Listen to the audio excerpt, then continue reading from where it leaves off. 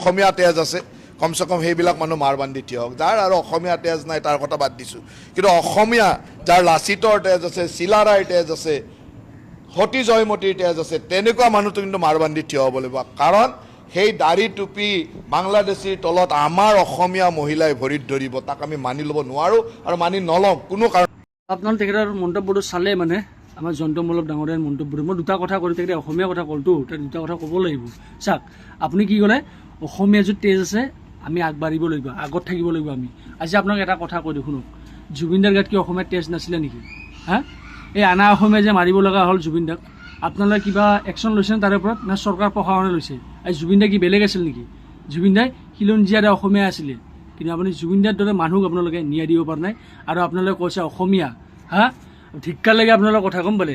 আপুনি এটা মহান ব্যক্তিক এটা আপোনালোকে আজি ন্যায় দিব পৰা নাই, জুবিনদাৰ দৰে মানুহক ন্যায় দিব পৰা নাই। আমাৰ সাধাৰণ লালু পাঞ্জুক আপোনালোকে কেলা চাব।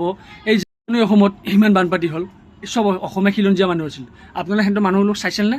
হা, আগত গৈছিল নে আপোনালোকে? প্ৰথমত যেতিয়া হৈছিল আপোনালোকে গম পাইছিলে, চবে চৰকাৰটো গমেই পাইছিলে যে পানী আহিব বুলি, বান্ধ ভাঙিব বুলি। তো আপোনালোকে আগতে যাই পেলাই ৰেডি হৈ কিয় নাথাকিলে আপোনাৰ চৰকাৰখনে, বিজেপি চৰকাৰখনে? যদি আপোনাৰ চৰকাৰখন যাই থাকিলে ৰেডি হৈ পেলাই আজি মানুহবোৰ মৰিলে হয়নে? হা, ৰিস্কি কৰি যদি আপোনালোকে আনিলে হয়, যদি সেইবোৰ মানুহ মৰিলে হয়।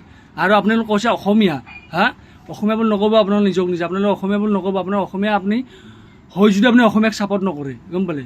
কিমান আপোনালোকে অসমীয়াক ছাপৰ্ট কৰিছে মোক কওকচোন। হা, আপোনালোকে আজমল ডাঙৰীয়া আজি যদি অলপ যদি এটা সামান্য যদি ভুলটো কোৱাই নাই, ডাঙৰ মানুহক সন্মান কৰিছে, যদি পইচা এটা 500 টকা দিয়াৰ পিছত যদি ভৰি যদি ধৰিছে, তো আপোনাৰ ডাঙৰ ইছ্যু বনাই দিছে যে আজমল ডাঙৰীয়া আমি যে বাংলাদেশী মানুহৰ তলত পৰিব লগা হৈছে অসমীয়া মানুহ।